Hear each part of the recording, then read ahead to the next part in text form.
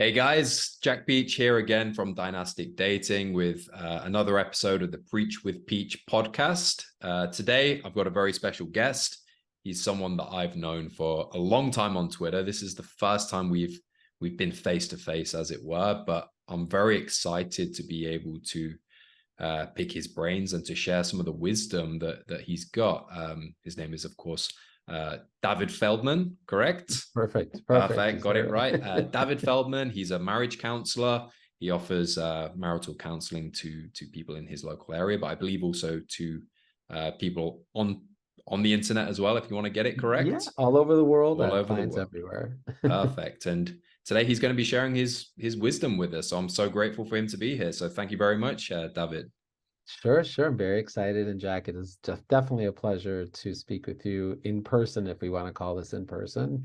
This is today's in person. It's about as in person as I get, unfortunately, living in Indonesia. Not many people come to a big industrial city in Indonesia where I live on holiday, unfortunately. So yeah, the first place I really want to start is that one of the things that I've always really enjoyed about your content, and I think one of the things we're aligned with, is in just kind of the belief about marriage and obviously why marriage is important. Now, I think it's really cool that we kind of have the same perspective, but we're at different ends of the spectrum, right? The goal of my work that I do with people is I try and get them into relationships that will lead to marriage.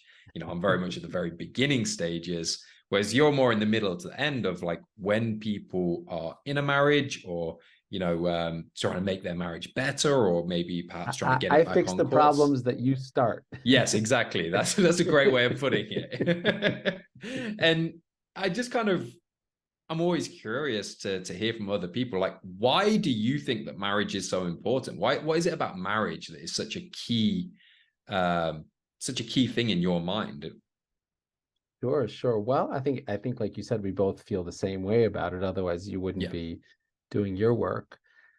And I think that it's a great question today because, you know, what's going on Twitter and on YouTube with some of the fancier, more popular accounts, you know, they're debating the validity, so to speak, or the importance of marriage. So I definitely think it's a good topic for us to talk about. You know, there's many reasons why marriage is, in my opinion, why marriage is so important.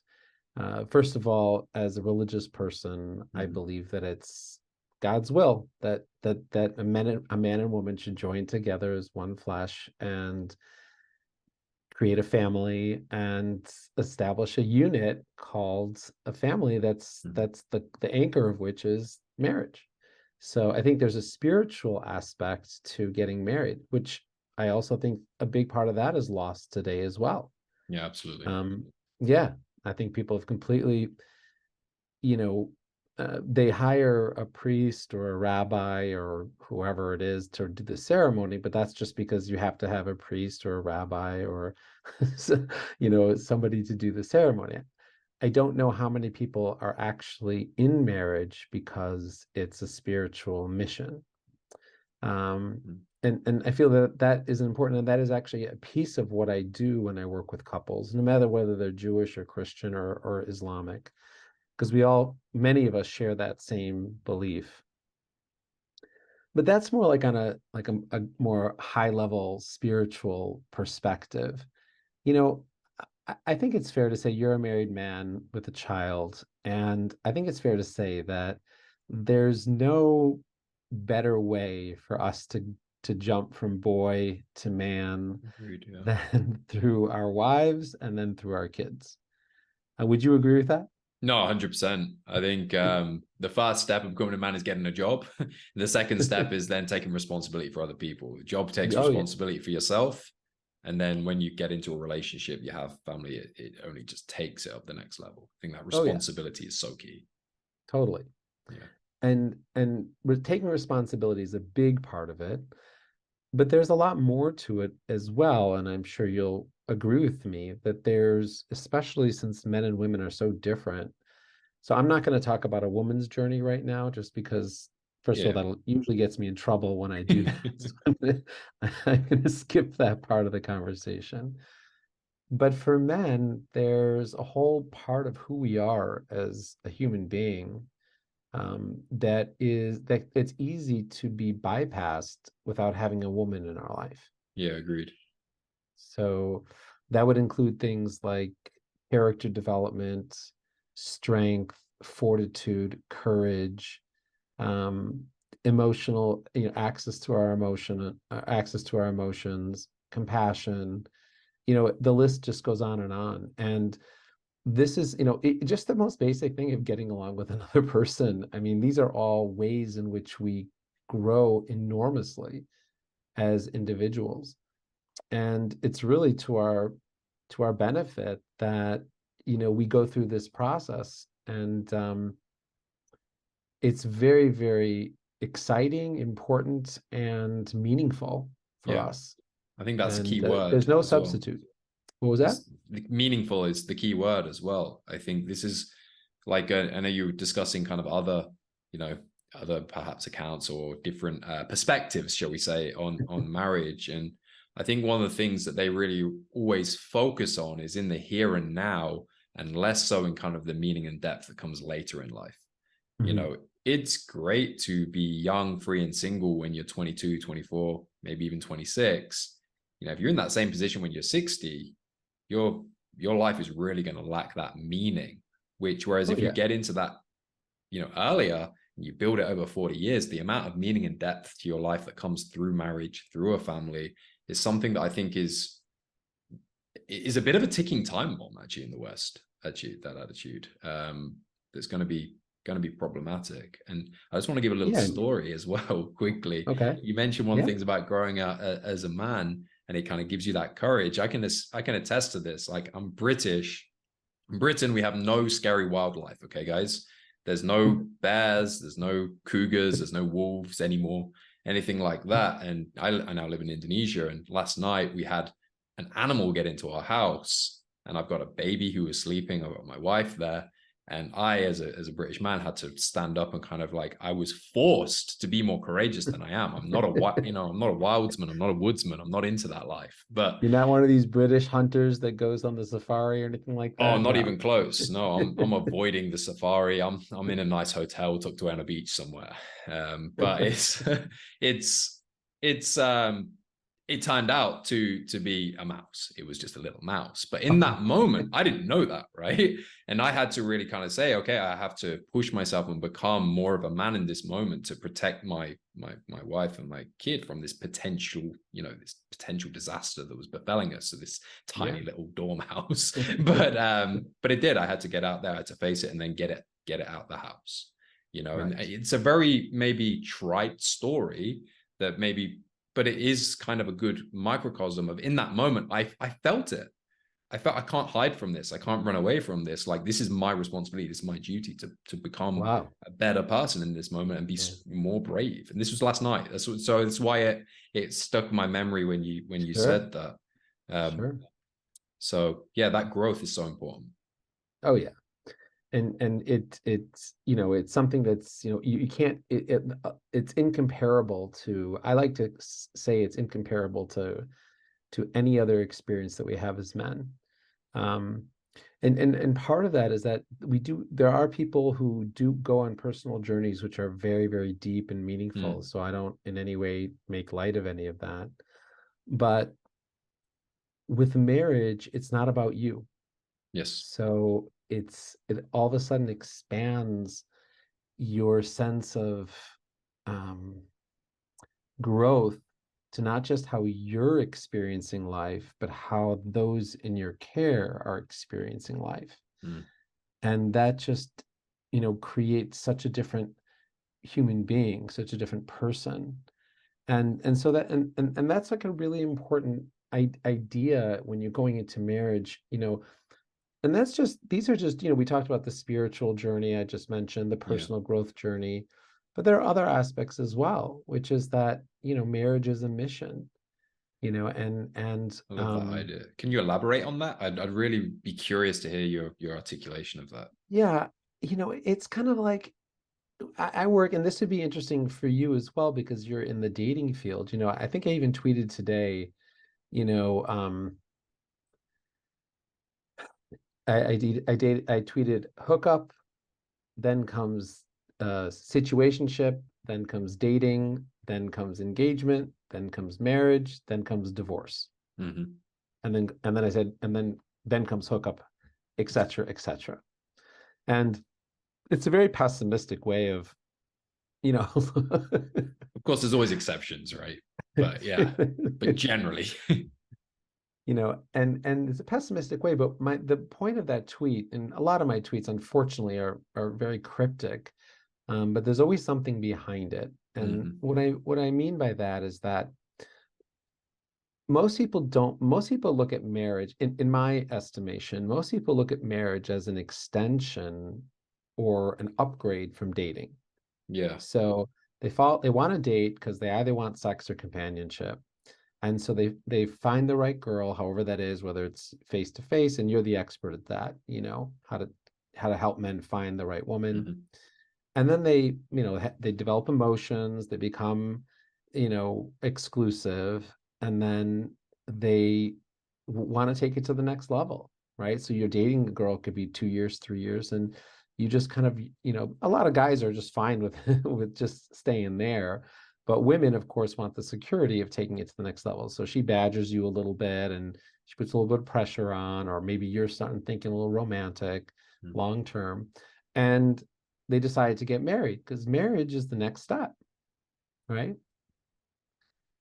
And that's not marriage as a mission. That what you're doing there is what you're just upgrading from one level of dating to another level of dating.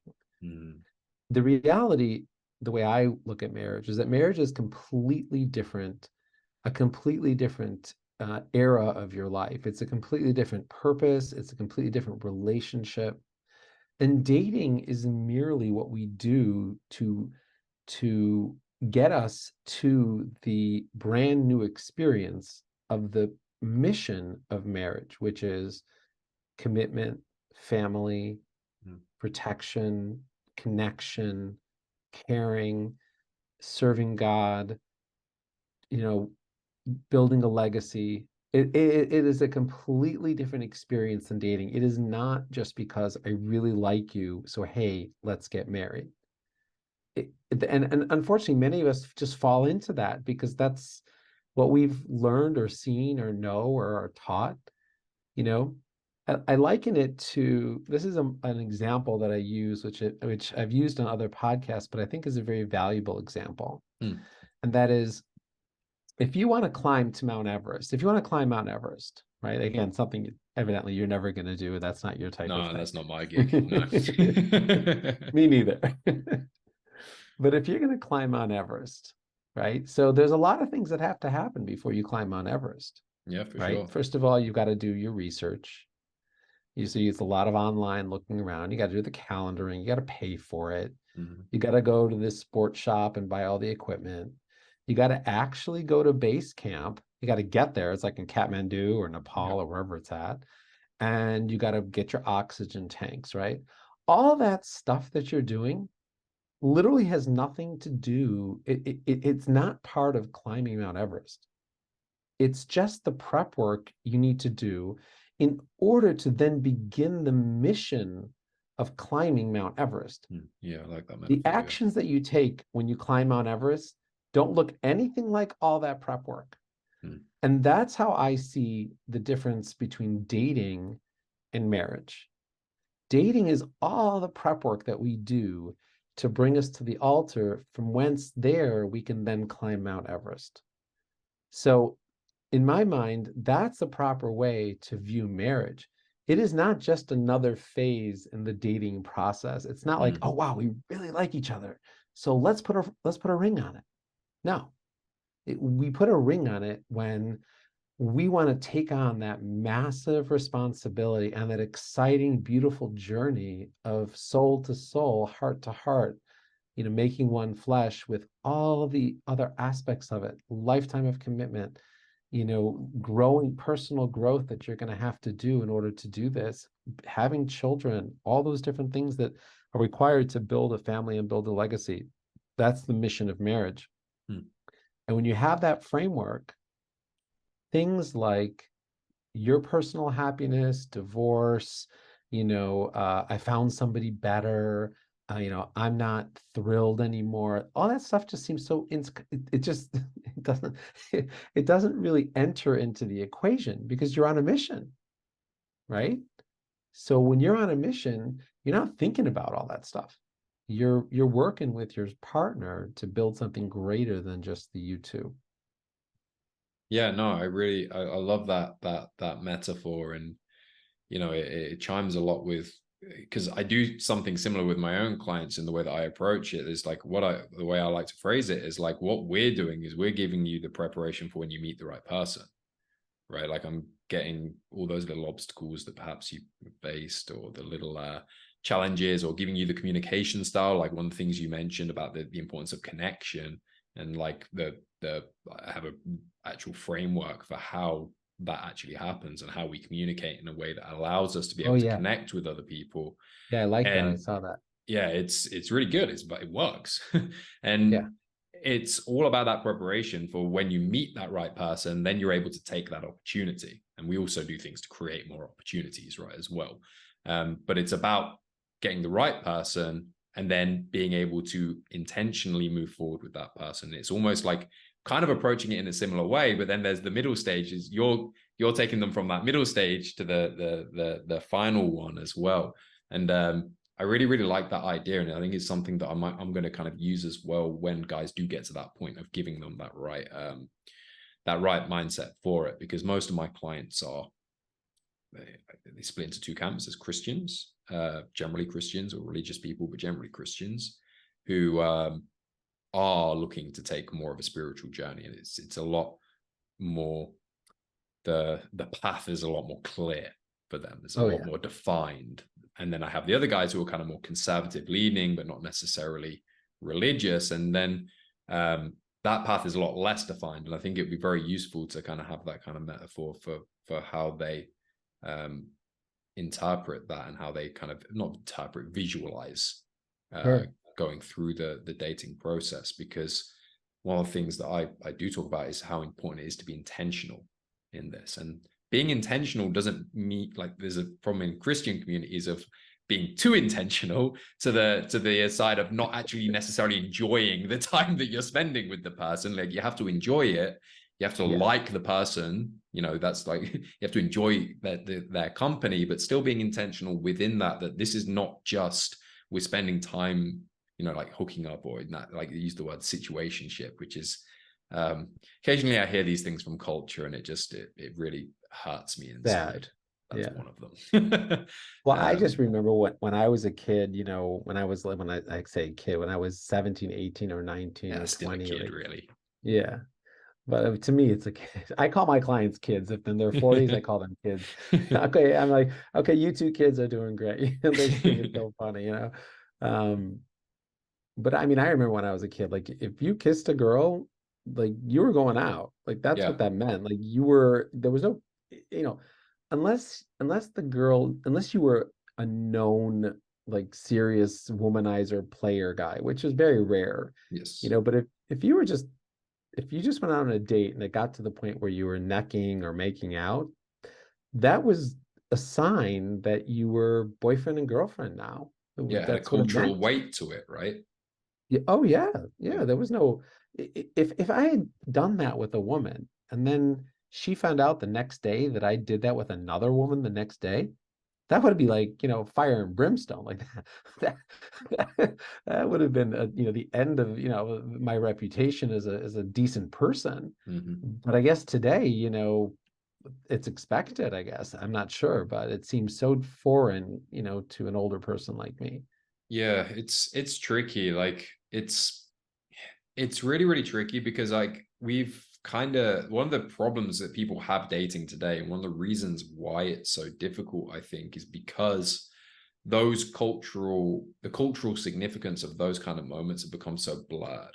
It's like the lines are so blurred now that there isn't, like I say with my Christian clients, it's very easy to get them into, like, they get way less dates, but the chance of that date turning into a relationship is like exponentially higher than my secular clients, because it just really comes down to the blurred expectations. There's no clear expectations. Nobody really knows what they want from it. And it becomes a lot trickier because different people have different views. You know, it is the kind of like, it is kind of a, you know, it's the postmodern, my truth kind of thing. And everyone else has a different experience of what this means, which is why if you're in that dynamic, it's so important to still be intentional and lead the communication around these things. Right. Because you know, if you are getting to that point where there are what would be called escalations, where you are kissing, it's like that's a moving forward in what is going on between us. When you get to those points, it's really important to just have a conversation with them and figure out where they're at. And if you guys aren't aligned, which is the case, often people just today are not aligned on what that means. Which is one of the real tricky things to navigate. And you know, there's the other issue that most people don't. They feel like they're putting weight on them, or they're pressuring them by talking about these things. And men have been told that you can't pressure women, you know, and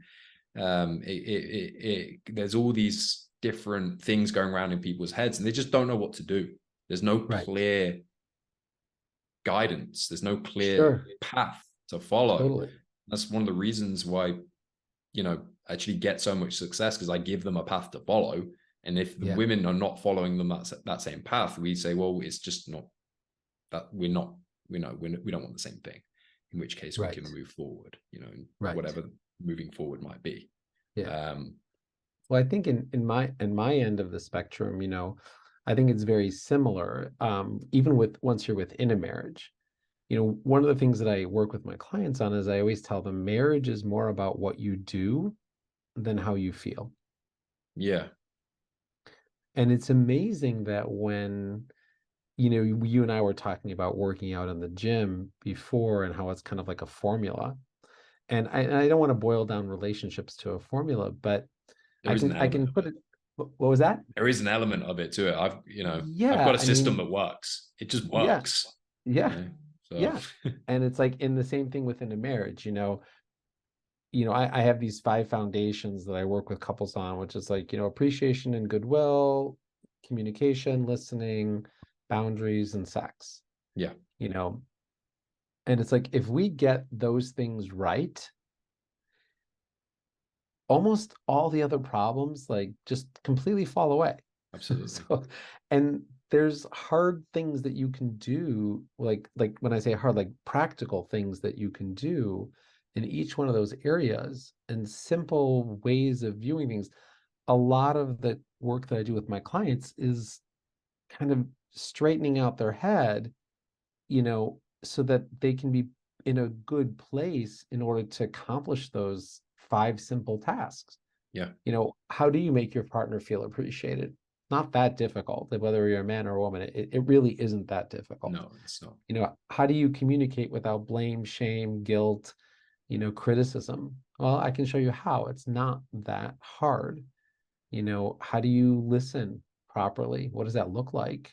You know, how do you train yourself to be a good listener?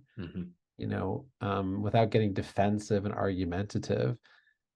How do you set boundaries? Boundaries is a really tough one, especially for men. Men have a very hard time setting boundaries because we want to make our wives happy. We want to be a good husband. We want to do the right thing. And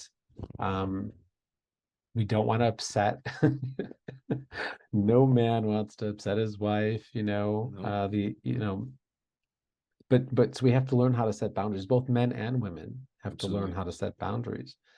And then sex, you know, of course, I work with a lot of couples where sex is, you know, if they're coming to me already, there's usually a problem in the bedroom, but it's not, they don't come to me because of the problem. I'm not a sex therapist. So they're not coming to me because they're having a problem in the bedroom. The problem in the bedroom is as a result of the problems outside of the bedroom. And yet, at the same time, I still want to work with them. I still do work with them on creating lifelong habits around sexuality that are going to go the distance, you know, because it's easy, especially when you're young, to have a great sex life. And even before kids, you know, I can speak from experience. It changes after kids. It does. You know, of course. Yeah. Of course. And other things. It could change with hormones. It can change with jobs. It can change with stresses that you have. Absolutely. It could change. So one of the people in the relationship could lose a parent, heaven forbid, and like it can just everything shifts for some reason or another, you know.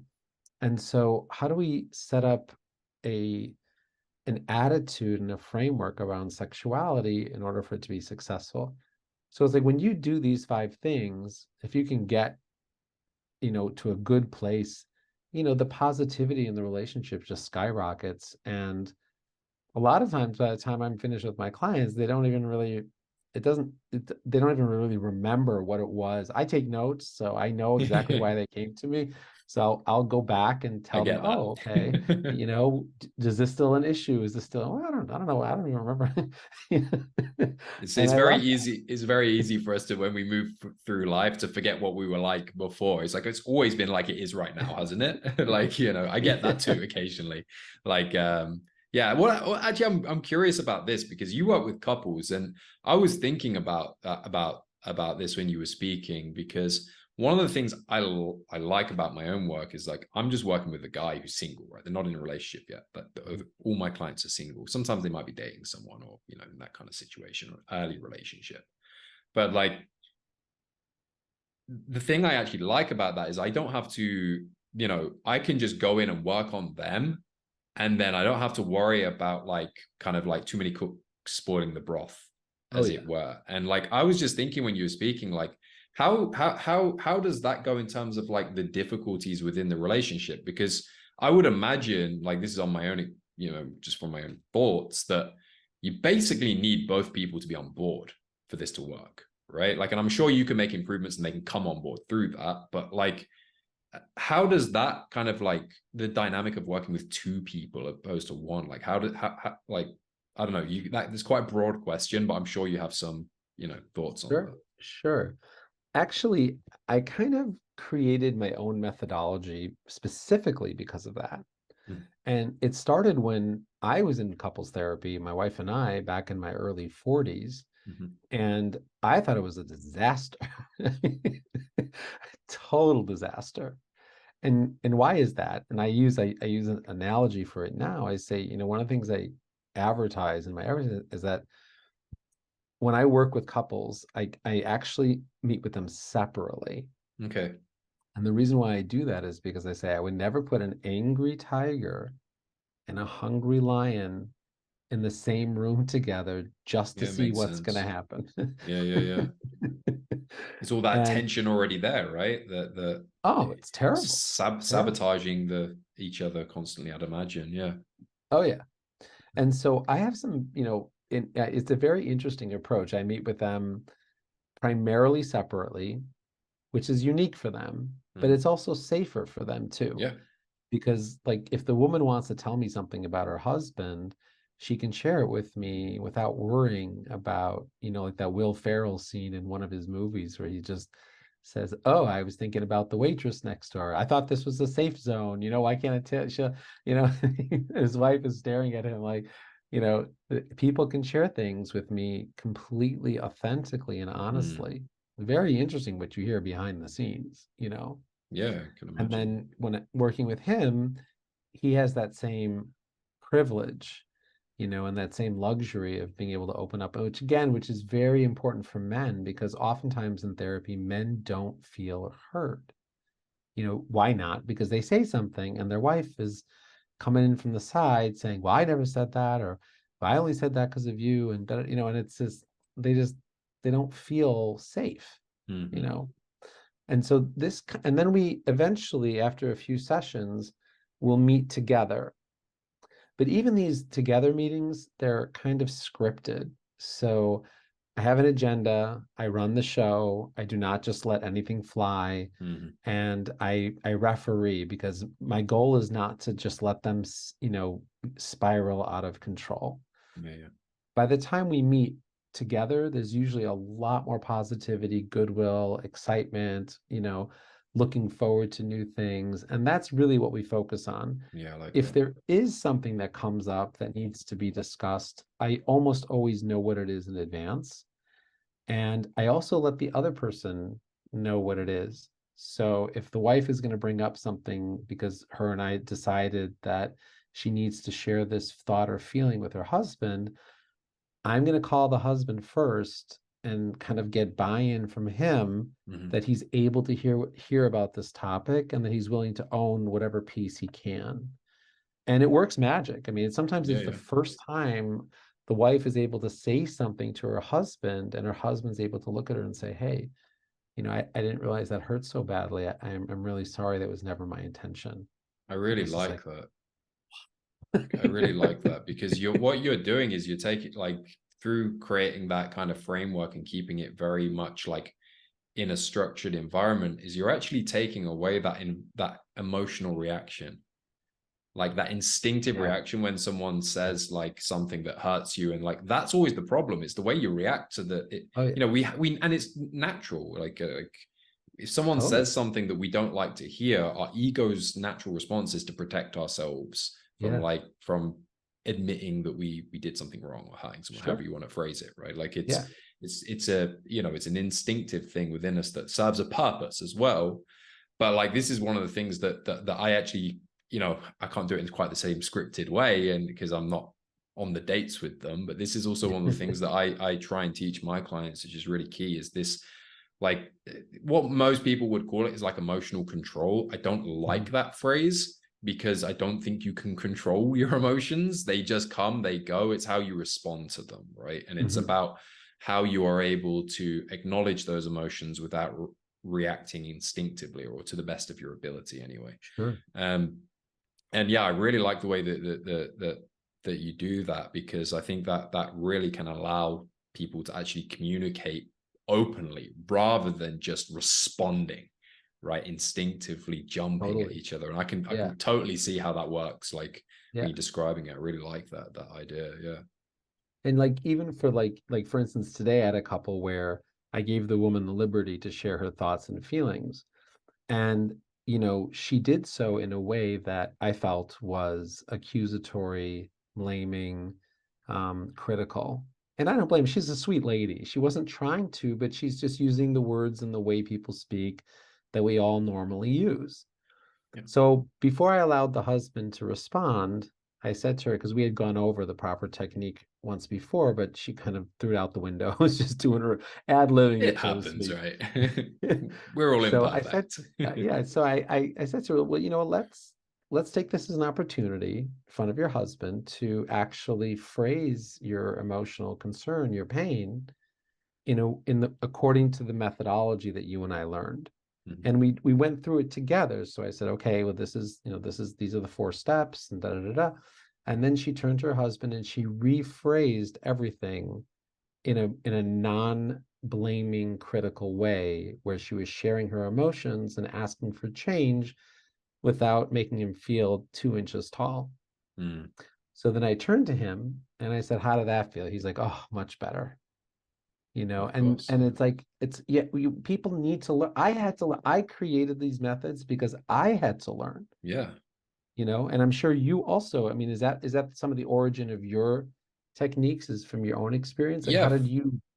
For sure. It's like, it's becoming aware of like these patterns. And I read about some aligned things, and I was, when I got into this field, I did a lot of reading to develop my own methodology, and through time I've took what works and I chewed out the meat and spat out the bones, as it were, and kind of figured it out. But also seeing it in my own marriage, like what I try and teach my clients is how to really communicate in a genuine, authentic way that means that you can build a relationship that has legs.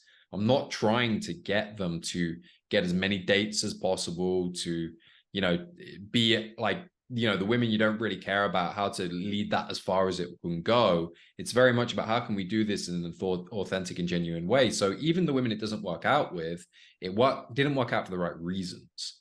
It's because you kind of, it's like, we just don't really vibe. And I'm not going to give you some pickup artist technique that means you could at this point escalate and get into, and have sex, right? It's not going to serve you.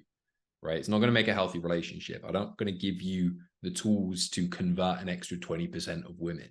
You know what I mean? It's about giving you the genuine, the genuine style and understanding of what's going on behind the surface of communication. And it's one of the reasons why my program, I think, stands out from other guys. Like, I really do believe, like, for dating coaching, like my results are head and shoulders above anybody else's. Like I really run at like an 80 to 90% success rate with guys. And that isn't always a relationship, right? Depends. But in terms of people who are suddenly able to date authentically with people who maybe have never had a date in the past, or people who have been on 50 dates with women but never been able to have a relationship, suddenly they're in a relationship. And you know, I'm getting to the point now where I've had a few clients get married. I've had a few clients with kids now, former clients, you know, and Beautiful. it's great. It's so successful and so heartwarming, and you know, it's great to see that you're actually having a real positive impact on these people's lives. But the reason why it's successful is it comes down to exactly kind of what you're talking about. But in the first principles, like how do we manage to not, or to act instinctively in the right moments, and be when we're enjoying things, we're able to express that we're enjoying things because we're enjoying it, and we're not putting a block in the way of that in some way, which is a little problem a lot of men have. Like they don't want to show that they're enjoying it because that is being vulnerable. If you're saying you're enjoying it, you're actually showing a little bit of who you are. Right. True. But also that when things do go wrong, it's like, how do we actually make sure that we're not allowing this to escalate? Because when the issues do come, because they will, you know, you are gonna, I don't think there's a man in history who's not upset his wife inadvertently, at least once a month, if not more, you know, so. Once a month. And that's if you're doing great, you know, yeah. So. But I like what you said earlier. I think that is really important. And I felt strongly about that message that you said, which I thought was really great, that you said that, you know, if things don't work out, they don't work out for the right reasons. And I think that is just such a powerful way of kind of being authentic in your approach. And I love the idea that you're helping men understand that through proper communication, through proper perspective on what dating, you know, marriage-minded dating, dating with intention, etc., that, you know, you're not going to allow the inevitable ups and downs of two people trying to get along to let them walk away thinking, oh, red flag, oh, you know, not marriage material, not husband material. You know, it to me, it's like it's almost like a disease that's infected the youth today, where, you know, where they feel that like whenever they see something that's difficult, uncomfortable, or challenging, they immediately just lump that in with not the right guy, not the right girl, you know, and let me just try again. And I think that's wonderful that you prepare men for the idea that, you know, there could be, you're dating after all, you're interviewing for marriage. If that's your, you know, most people, that seems to be like one of your strongest intents. And so you're gonna interview just like you would in a job application. You're gonna interview people that don't qualify, not because they're bad people, they're just not fit for this particular job. But it's not because you're fighting. You know, one of the things that I say about long-term relationships, one of my things that I tweet out about is that, you know, long-term relationships experience the same challenges as married couples without the framework of marriage to hold them together. Yeah. And it's like, I can't tell you how many couples that I've worked with who are, you know, going to get married or want to get married, and they run into the exact same things that married people run into. But because they're not married, so they just say, okay, well, this one's not for me. Yeah, they've got that exit built in, right? This is, you know, it's when you, I mean, I'm going to assume, I know through your tweets and stuff that you know this, so I'm not going to, you know, like in terms of the importance of just commitment, right? And that's what marriage is. And I agree, when you're putting that pen to that paper, as it were, you're saying that we are going to do everything we can to make this work, right? And there's like, there's no out almost, you know, and that alone, that mentality, is that all-in mentality, is what will cause you to be able to fix these things. Oh, of course. I know this just again. Just like you with the mouse, exactly like with the mouse. You know, if you were alone, if you were a single guy, you may have run out the window and that would have been it. right? Yeah. But the fact that Or just there's a leave wife him in for a bit, wait till it's light, and put down some poison or something, rather than face the problem, rather than just get it done. I had to get it out of the house. Couldn't leave it running around with a baby. So yeah, but it's I can actually attest. I got another story that can attest to this as well from the early stages of my own relationship. When I first was dating my wife, I was secular. I had many of the old I was raised in I had the kind of the general cultural expectations that most Westerners have today. And we met whilst I was traveling. And whilst I was traveling, I had been in a situationship, shall we say, with a oh, girl that I was seeing in my home city, and that didn't work out thankfully for a myriad of reasons.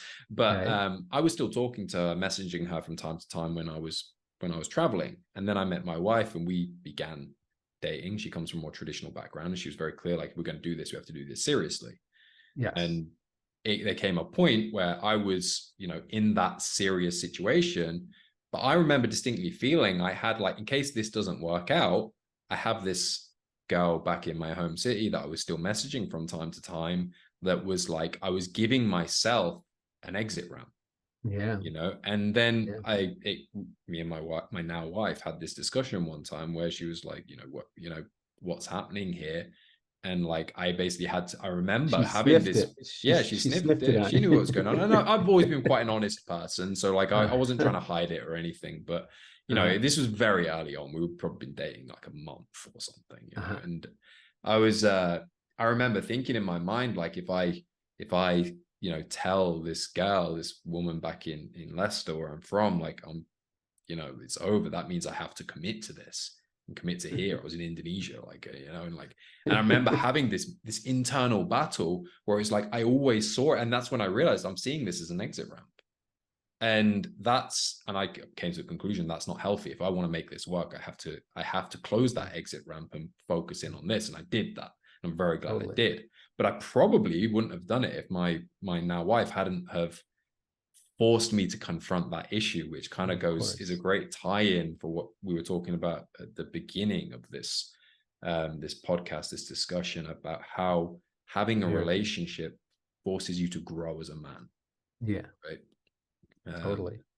Yeah. So I think that was relevant to what we're saying. Sometimes I Oh come yeah, from. totally. It's very, very relevant. You're mentioning commitment, and that's definitely a big part of, what dating couples struggle with, and that's again why I say that the dating is it's not, the dating isn't the relationship. The dating is the preparation for the Yeah. relationship. And like you said, of course you have to enjoy it, and it should be fun, and you have to, of course, be attracted, and there has to be chemistry and all that stuff. But so this may be apropos to your line of work as well. So many dating couples, when I tell them that the problems they're having are exactly what married couples have, they get the sense of relief, because Mm. they realize that it's not that there's something wrong with them. Every married couple, I tell them, look out your window, look at your block with all the houses on it. Everybody there is Yeah. married in these houses. Every one of those people have gone through the exact same thing that you did. This is not a sign that there's something wrong in your relationship. This just means that two people who are different in culture and in history and family and sometimes language, like in your case even, Mm-hmm. and in gender, are trying to become one. And in Yes. that process, there's going to be a lot of friction. Mm-hmm. And this is normal. Yep. What you're going through is extremely normal, and it's not a reason to leave your boyfriend. And how much more so if they're already married. Somebody with just my own personal marriage experience, and having worked with so many couples, I oftentimes, it's one of my strongest methodologies working with couples, is to what's called normalize their situation. And when they realize that what they're going through, so many people, we don't have a marriage oriented society anymore. No. So many people are doing the journey on their own. They don't even know what's normal and what's not. And so when I come along and they come to me and I say, and I look at them and I smile and I say, I only see a beautiful couple here. I only see two people who love each other. I only see a great husband and a great wife. And you're just having a little bit of a hard time getting along. And we can work through this. It's like there's this just a tremendous sigh of relief, Yeah. and it just smooths out everything. And how much more so is that, how important is that for dating couples? Because like I said, they'll run into problems and think, oh, Even if I'm single having men. problems, go Even ahead. What was single that? men, like when they realize like the fact they get nervous before a date is completely normal, natural. It happens to everyone and will never go away. It's like when they realize that, it's like that, when you get nervous, that's because you care Sure. about it. You're interested in them. If you weren't interested in her, you wouldn't be nervous. So instead Right. of letting that become like, oh man, why am I getting nervous? And then it spirals out of control. Something's wrong with me. Yeah, Maybe yeah. she's not the right one. Maybe I'll never do this. Exactly. It's like no, like as soon as I see that, I was like, yeah, that's normal. It's all good. I actually do the same thing, although I don't have it systematized. I try and make sure they realize that they're definitely not alone, because that you mentioned there's no guidance within our marriage towards marriage, sorry, in our culture nowadays. It's even worse at dating. Oh You know, yeah. the there is no, as I was saying, there's no clear path anymore, even within like Christian environments or religious environments. It's still, all that cultural kind of stuff has come in, and maybe their path is still clear. It's just a bit twisted and kind of a bit windier than it used to be. And Right. it can be really, really, really difficult just to figure all this stuff out. It's not as simple as it was. Yeah. It's not as hard as people think, but it's definitely not as simple as it was. It's not as clear. But everybody, like you said, in the past, everybody went into it knowing, at least in my religious circles, as an Yeah. example, I part of a very strict Orthodox. I don't come across this way, I don't think, other than my massive beard and a yarmulke on my head. But when you hear me or when you see my tweets, it's not necessarily so apparent.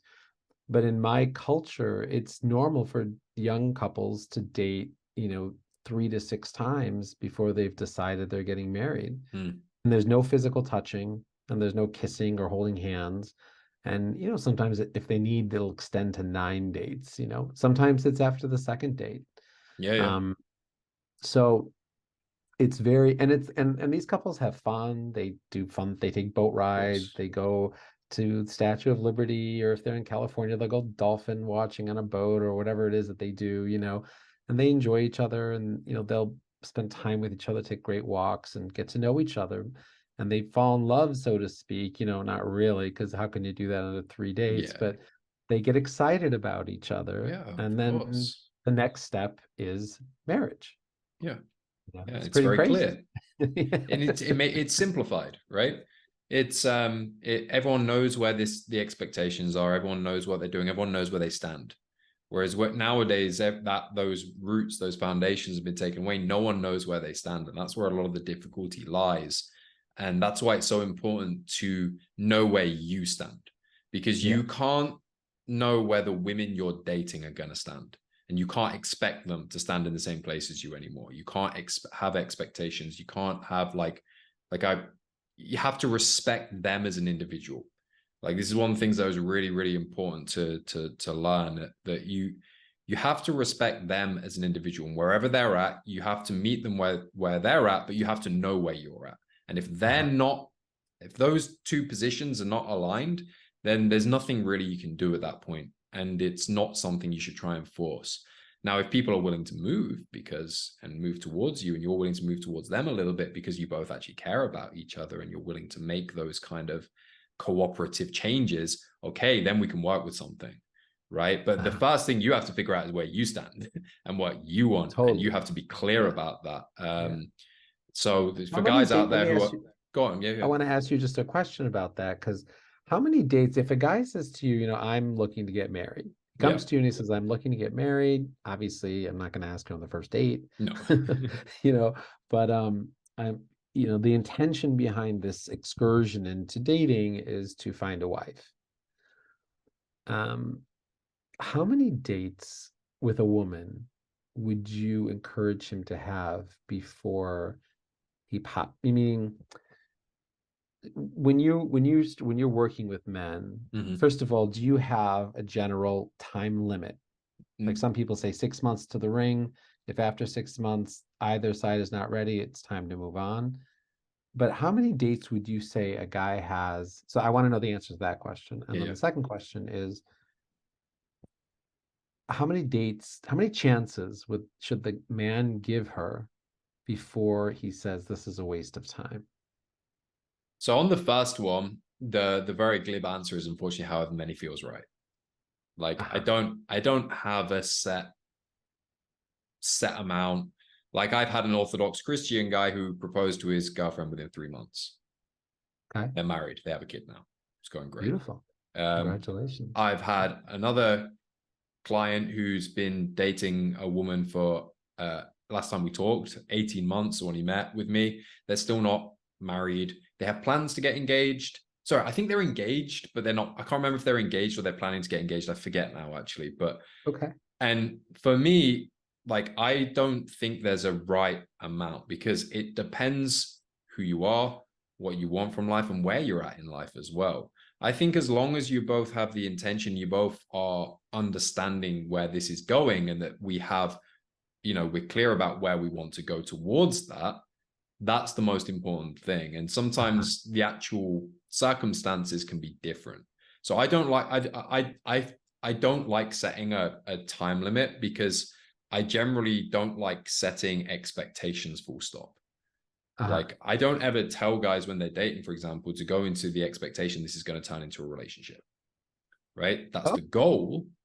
That's the goal. But the way we get to that goal is by enjoying the time with them, by connecting with them, by being able to communicate in a way that brings us closer and then having that conversation when that time's right.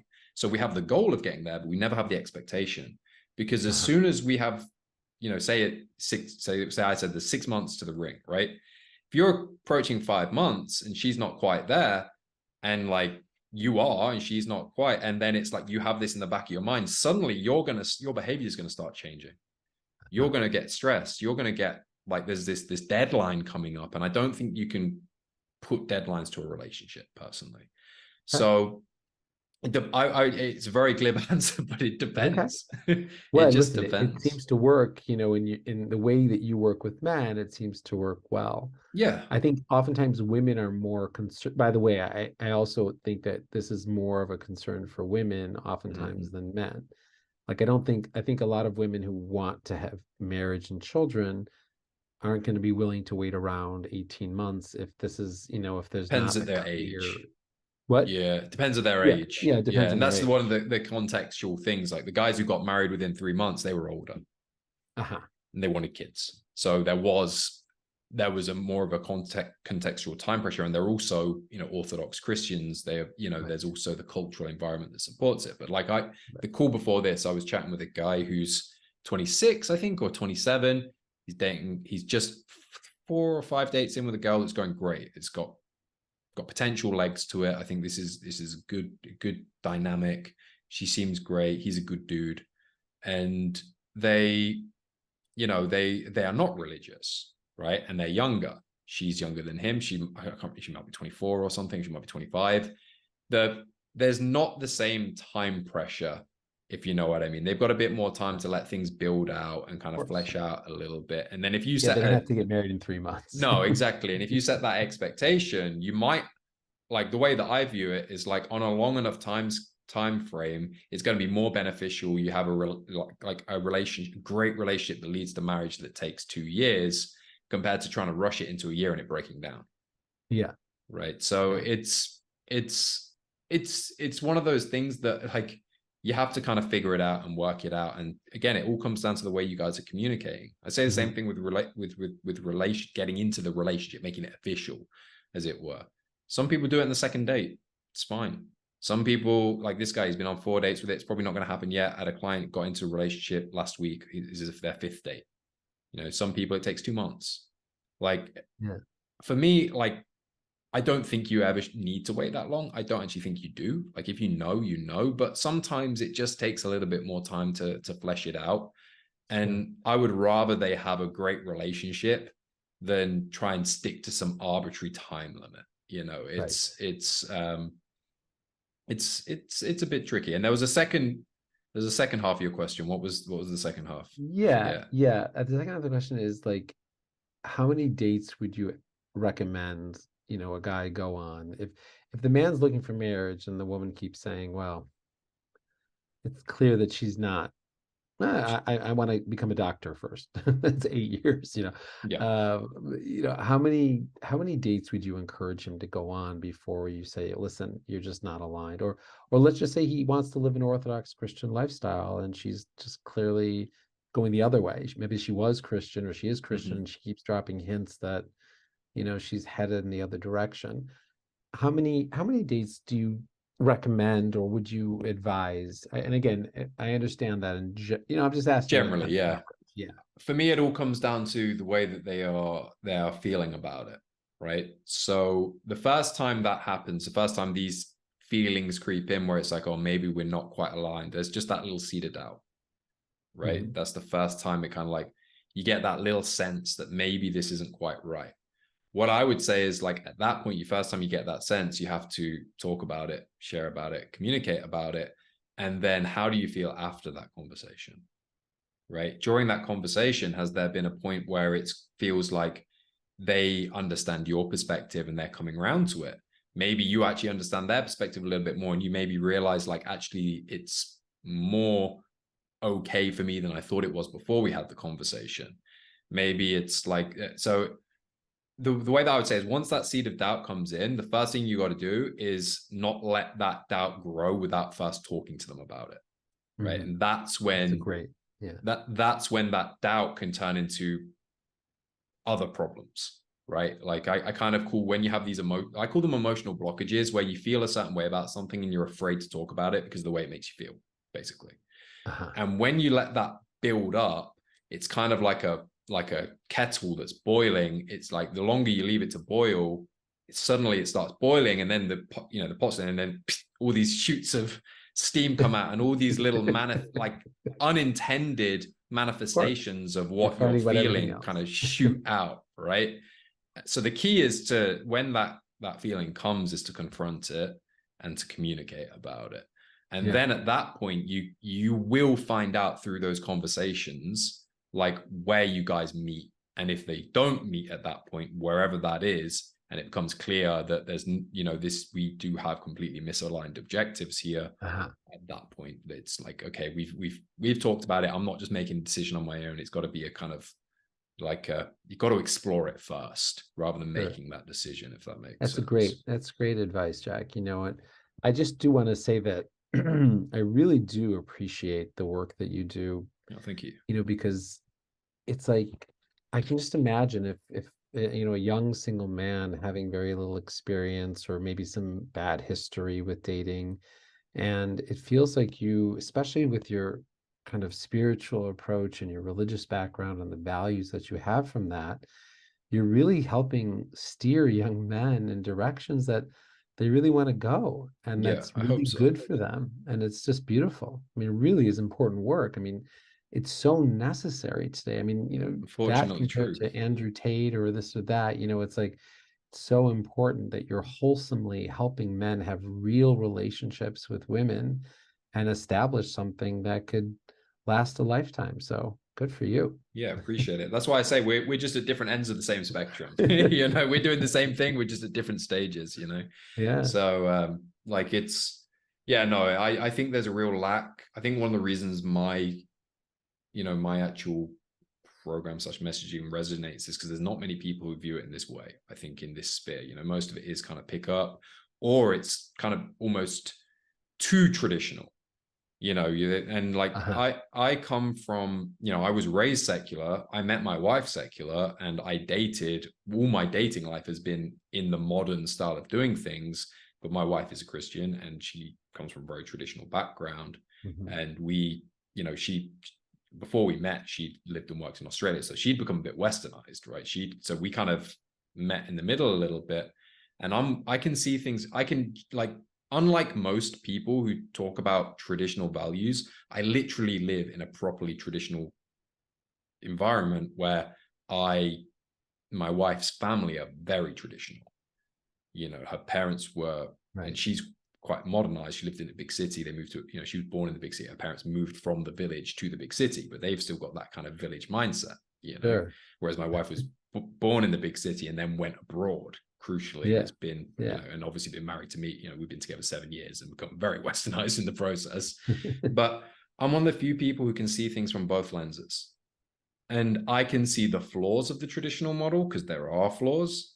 I can see the flaws of the modern model. And what I try and do is to piece those two together and thread that needle, which I think actually creates, because there are good things about modern life as well, like the modern dating system. It's good that people have more agency within relationships, for example. That's not a bad thing, that women have more agency within relationships than traditionally. It's like a very traditional patriarchal culture is not always great for the women involved, depending on the man. Right? I think if you have a really healthy, great model as what a man should be, it's the best. But I think if you have a more dictatorial man, which a lot of patriarchal cultures unfortunately enable men to do, then, and again, I see this, it's a very bad relationship model. Whereas we've gone too far the other way, where we've given to people too much freedom, too much liberalization, they've completely forgotten all that element of responsibility, and for both men and the male and the female side. And I think I'm very good at picking that balance. I think I have quite a unique perspective on these things, which is a very effective, and hopefully it's I believe it's a very healthy way to have relationships, where we take the best from both, rather than necessarily sticking to one or the other, and still having that little bit of it's a bit of a balancing act. Where are you at? Where are they at? And like, where are you exactly on this scale? Kind of thing. But for sure. Yeah, but it seems to work. I'm very happy with how things are going. Awesome. And I do think marriage is the most important. I have one quick question for you before we close up, David. And I recently, from my perspective, I got some views on this, but like, from your perspective, you're dealing with people who are actually married or going through some issues. What traits would you encourage single men to incorporate or to prepare for, as you said, during their Mount Everest of marriage? What do you think are the most important like traits or characteristics or habits, whatever it might be, right, for single men to incorporate before that? Sure, that's a great question. I'm going to answer with a few, just maybe a different way of rephrasing the question. In terms of traits, I'm going to put that on the back burner for a second. I think perspective is the most important attribute that a person can take on that'll benefit them the most. So I also, of course, working on your character is definitely going to help out. I mean, your wife will take care of that if you don't, but your perspective on what marriage is about is, in my opinion, very, very critical in order to have a successful marriage. And what I mean by that is to understand that your marriage is bigger than you. Yeah. Okay. So you're shifting from, oftentimes when we're dating, it's like, wow, she makes me feel great. I love being with her. I've never felt so good in my life. This is typical when guys are head over heels in love. And that's great. And that's important. And that's a very important place to be in. And a person should cherish those times. Absolutely. And our whole life should be filled with those times. That's perfect. But when you're getting into marriage, it's important for a man, especially a man, because it's almost on the man's shoulders to see the big picture, that what he's embarking upon right now is something greater than him. And it's about, he has to expand his consciousness and his life and experience to include things which may not make him happy, and which may feel overwhelming, and which may be uncomfortable. And that's okay. That's okay. I liken it to, I had a friend of mine once when I was in high school, and he got accepted to the college swim team. And he knew that by agreeing to go on this college swim team, his life was going to be, hell. And I'm not saying that marriage is hell, but what I'm saying is that we have to understand that it's bigger than us. Yes. And so that's like a very important, you know, growth mindset a man can have when they get into a marriage, or before they get into marriage, to realize, what, this is going to be an exciting journey, but it's going to be things I'm not used to, and that's okay. And it doesn't make it wrong or bad, or, something I should shy away from. It's just the next step. Yeah, I love that. I think you're bang on. I think that's a great place to end this on, to leave people with that gem of wisdom, which I wholeheartedly agree with. So I just want to say thank you very much, David. Do you have, where can people find you? What, Sure. what things you want people to go do if they want to learn more about you, or learn more Okay. about your system for marriage, Sure. etc.? Of course. So most of the fun is on Twitter, of course, at my first name, last name. So it's at Dovid Feldman. You'll probably put a link to it in the bio. Yeah. And there I tweet, 7 to 10 times a day about really great marriage topics, a lot of threads, a lot of conversation, a lot of wisdom, a lot of really good advice if you want to have a happy and healthy marriage. The other place to find me is on my website, which I've put a lot of energy into, and it's got an incredible blog section. I think I have like 60 or 70 articles, all very poignant on different aspects of marriage. So it could be anything from how do you split up, chores, how do we become a better listener, how do we have great sex, how do we, treat our children, all different aspects of what it means to be a father and a husband and a man and a partner. And that's on my blog at davidfeldman.com. Exactly. Everything is easy to find with me because no one took my first name, last name, since it's so unique. So I have that. And so if you just go to those two places, and if you do need help with your marriage, I have a wonderful program called Recreating Intimacy. And the goal of the program, just to be very clear, is not to create love between you and your wife. No, that's not the goal of the program. The program is to recreate the intimacy and reignite the love that I promise you is already there. And I know it's there because you've probably worked with Jack, and Jack wouldn't let you get to marriage unless you love each other. So so I know that there's love there. There always is. And we just need to bring it to the surface. And that's definitely something you can find out on my website as well. Awesome. Yeah, I'll link all that in the description box below. This will be posted up on YouTube, and I'll put it on Twitter as well, because you can put long form things on Twitter now. So Great.